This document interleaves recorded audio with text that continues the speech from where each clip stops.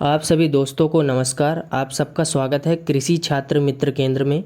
आज हम citrus crop की डिसीज़ेस के बारे में पढ़ाई करेंगे, जो कि पहली गमोसिस है, दूसरी कैंकर है। तो सबसे पहले हम गमोसिस के बारे में पढ़ेंगे। तो गमोसिस का जो साइंटिफिक नेम होता है वो होता है फाइटोप्थोरा पैरासिटिका, या फिर फाइटोप्थोरा पैल्मीवोरा, या फिर फाइटोप्थोरा सिट्रोप्थोरा।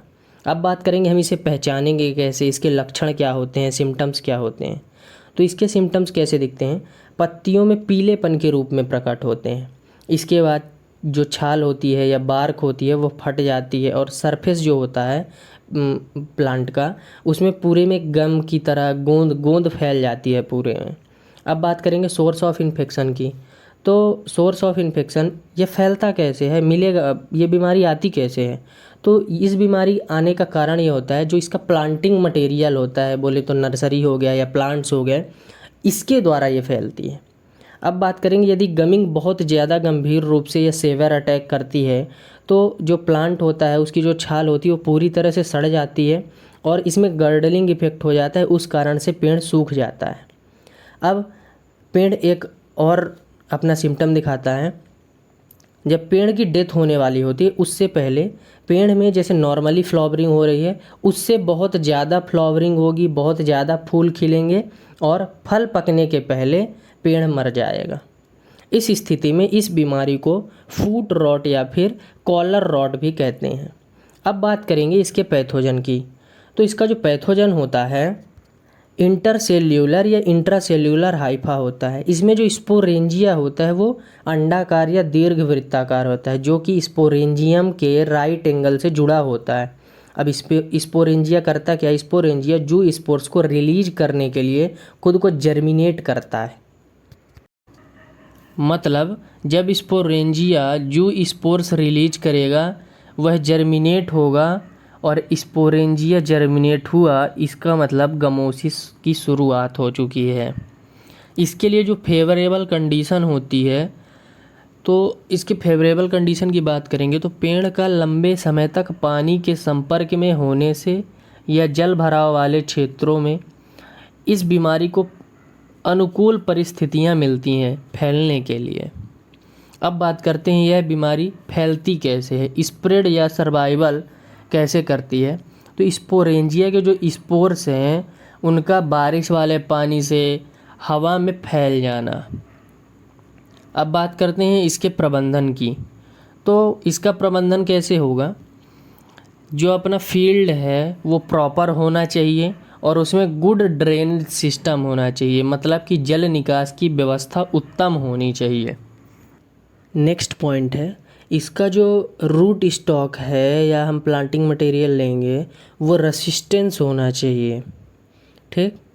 और पेड़ को पानी से बचाने के लिए, पानी के संपर्क से बचाने के लिए हम रिंग मेथड से सिंचाई करेंगे, या फिर रोग के हिस्सों को एक तेज चाकू से हटा दें, और कटे हुए हिस्से को कपास के एक रुई के टुकड़े का उपयोग करके मर्क्यूरी क्लोराइड 0.1% या फिर पोटेशियम परमैंगनेट के साथ डिसइंफेक्टेड किया जा सकता है।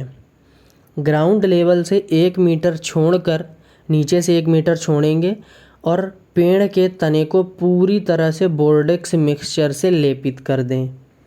तो हमने पहली बीमारी क्लियर कर ली है, जो कि गमोसिस है। नेक्स्ट है सिट्रस कैंकर। अब बात करेंगे हम सिट्रस कैंकर। इसका जो साइंटिफिक नेम होता है वो होता है ज़ैंथोमोनास कैम्पेस्ट्रेस। अब बात करेंगे इसके सिम्टम्स क्या क्या होते हैं। तो इससे एसिड लाइम, नींबू और अंगूर प्रभावित होते हैं। मीठे संतरे और मैंडेरिन्स पर ये बहुत कम रेयर केसेस में होता है। यह इसका इफ़ेक्ट लीव्स, ट्विग मतलब टहनी और फूलों पर दिखता है या प्रभावित करता है। कैंकर में पत्तियां विकृत नहीं होती, डिस्टॉर्टेड नहीं होती हैं। साथ ही घाव या धब्बे पीले रंग के गोलाकार होते हैं, जो पत्ती के दोनों किनारों पर दिखाई देते हैं। जब एसिड लाइम गंभीरता से टहनियों पर घाव बनाता है तो उनमें गर्डलिंग हो जाती है और टहनियाँ सूख जाती हैं, पेड़ मर जाता है। अब बात करेंगे सिट्रस कैंकर लेसन रिड्यूस करता है। यदि सिट्रस कैंकर में लेसन्स हैं तो वह मार्केट की जो वैल्यू है वो रिड्यूस करेगा। अब मान लो हमारे पास नींबू है और उस पर धब्बे पड़े होंगे कैंकर के, तो वह उसको यदि हम बेचने जाएंगे तो मार्केट वैल्यू जाहिर सी बात है कम मिलेगी।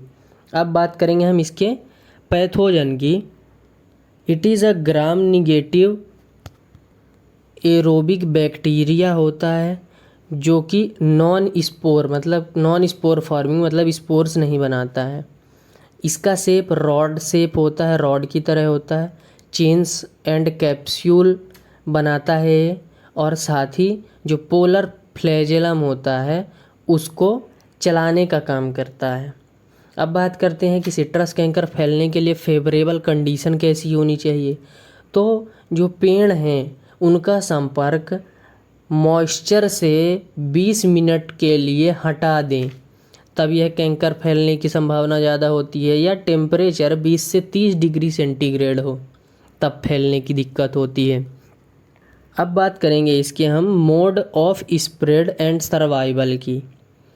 तो हवा और बारिश के छींटों से यह फैलता है। संक्रमित पत्तियों पर कैंकर 6 महीने तक जीवित रहता है। लीफ माइनर के कारण होने वाली छोटी सी चोट बैक्टीरिया को एंट्री करने में हेल्प करता है। यदि लीफ माइनर में छोटी सी भी चोट आ गई, मान लो थोड़ा सा भी कट आ गया, तो जो बैक्टीरिया है वो पूरे पेड़ में फैल जाएगा, ऐसा होता है। अब हम पढ़ेंगे इसका प्रबंधन कैसे होता है।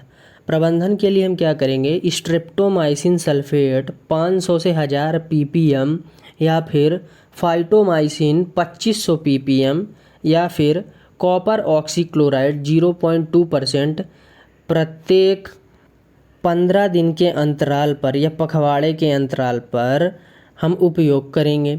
मॉनसून की शुरुआत से पहले ग्रसित या इन्फेक्टेड टहनियाँ या पत्ते जो कुछ भी हों उन सबको रिमूव कर देंगे या हटा देंगे। तो अब हमने दो डिसीज़ेस को कवर कर लिया है। पहला है गमोसिस और दूसरा है सिट्रस कैंकर। आप सभी दोस्तों का धन्यवाद। नोट्स अवेलेबल हैं टेलीग्राम चैनल एग्रीकल्चर / कृषि छात्र मित्र केंद्र में।